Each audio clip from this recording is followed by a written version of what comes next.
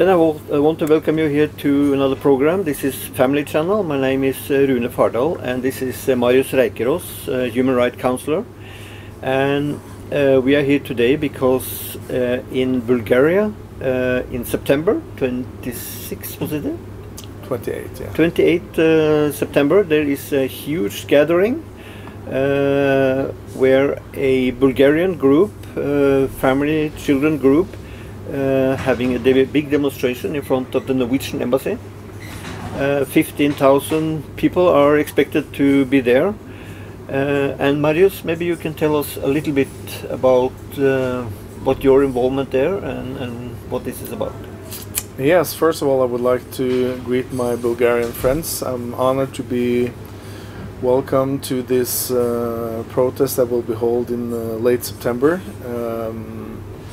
And I understand that this group that has approximately 140,000 members on Facebook has mobilized in order for Bulgaria not to implement the Norwegian social security system, and which I truly support. And the reason why I support the Bulgarians in this is because I've seen endless of cases like you have, where families are suffering without any good reasons because the Norwegian child welfare system take children out of well-working families.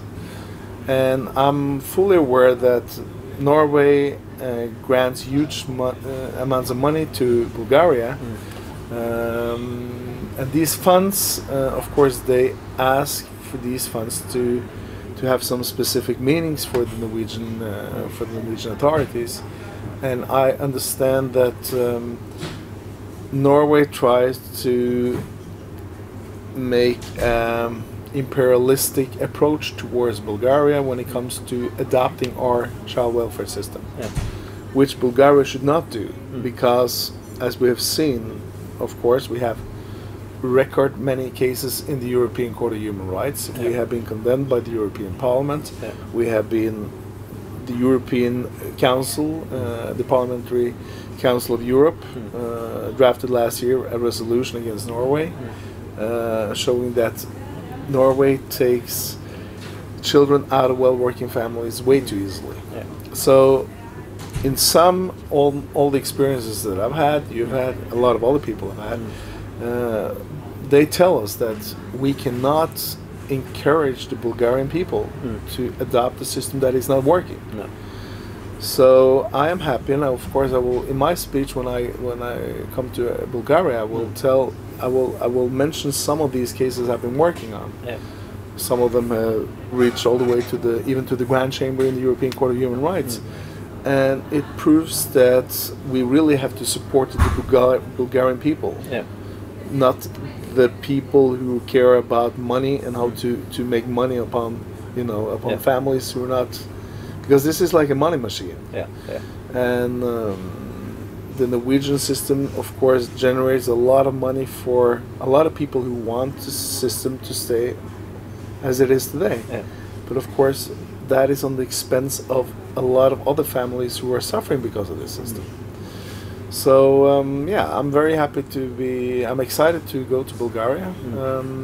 I had some tremendous memories back in when I worked with the Romanian people in the Bunari case back in 2016. And I think that together we will be able to mobilize so that the Bulgarian government and the people in charge understand that they have to preserve their own identity and culture and not be affected by the money that Norway grants to Bulgaria.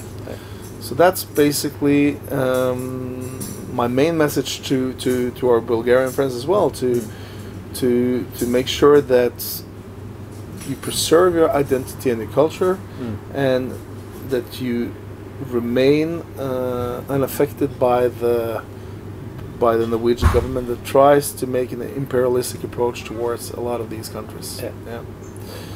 So hopefully a lot of Norwegians will come with me to Bulgaria at that time, but I think it will be an amazing experience. This is 28 September, but there is also a big demonstration going on in several European and countries, other countries. The 7th of Yeah, as far September. as far as I'm concerned, more than 15 countries have Take part in this. Will take part in these actions. Yeah. And the interesting part is that you see that this summer I was in Spain to visit because we will take on a huge case against Norway in the European Court of Human Rights with Spanish sailors, 12,000 Spanish sailors who worked on Norwegian vessels in the 70s, 80s and 90s without having any pension rights, which is also a very discriminatory case. But you can see that when these people are meeting, other people who are fighting the Norwegian regime, they come forward and say, hey, we want to support your case as well. So even in a city in the northwest of Spain, in A Coruña, there will be people, Spanish sailors, who will support this demonstration for the Bulgarian Association, which I think is a tremendous thing, because it shows that solidarity has no boundaries, and this is because we're fighting a common cause. We're fighting Norwegian human rights crimes, no matter in what area they take place. So you said 7th of September. I think you and me will probably be in Oslo at that time, but it will give us a tremendous opportunity to once again address things that concerns us. Because we're not far from the Norwegian Storting, the government building, just over here, and that's where the rally will be, 7th of September in Norway. And then you have different. I heard as far as this Australia, New Zealand. No, New Zealand. Yeah. So it's it starts to look like a new Bonario upwaking. It's a new awakening, and we've seen a lot of commitment to this. And I think Bulgaria will keep demonstrations in more than 15 cities. So we're talking about the new Bonario approach, and I think that's the timing is perfect with all the cases pending before the European Court of Human Rights. Of course, we're expecting the outcome of the Grand Chamber case in the Laban case shortly. We see tremendous support from the international society as well. So this is a unique opportunity for people to come together to fight, to share interest in the same cause. So we're going against interesting times. We are meeting interesting times, and we had a meeting today with the Norwegian Child Welfare Directorate, where we brought this family that has suffered tremendously from the Norwegian child welfare system, and you can see how this 20-year-old girl, how she has suffered from being taken into public care. I mean, she was a well-functioning young child before she got taken by the CPS, and you saw the outcome today. I mean, it was not a very happy sight. No. So that's another reminder that we got to keep on fighting a system that is very dysfunctional. It gets serious consequences, these kind of mistakes to do. When you see this girl we talked to today, and how she changed from the picture before she was taken. She was actually a happy, well-functioning She was a happy, athletic young girl who had the future ahead of her, and now she's like... she's devastated. She's without any perspectives, and it hurts to see a 20-year-old girl being treated that way.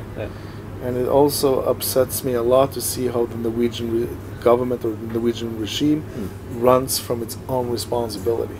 Even though they have acknowledged that severe human rights violations have been going on, they pretend that the case is not existing anymore.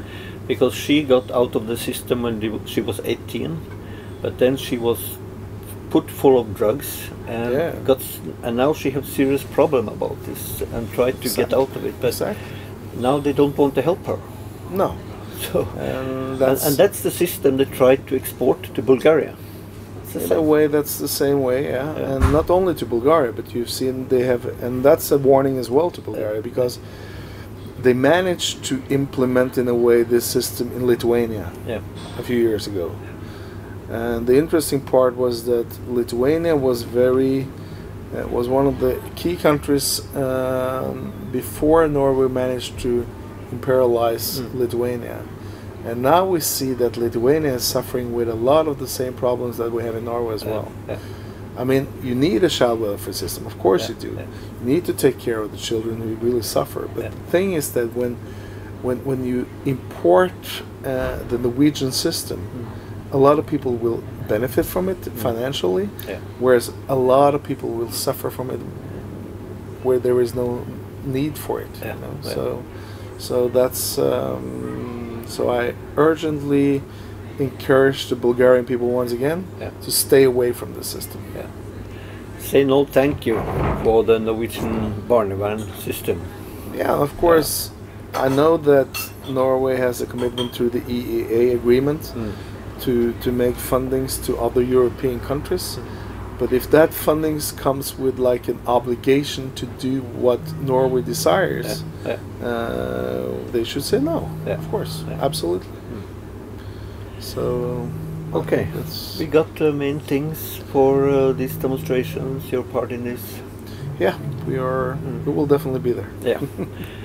Okay, then we see you in all over the Europe actually. 7th of September and 28th of December in Bulgaria, and we hope as many as possible can attend to these demonstrations. They will be here in Oslo, they will be in several European countries. You find information about this in the social media, so I can put up a link for you here, and then you can click on that and see where to attend these demonstrations. Yeah, and I hope to see as many people as possible when we come to Bulgaria in late September. Yeah. Okay, see you in Bulgaria and everywhere demonstrations against Norwegian Barnevernet system.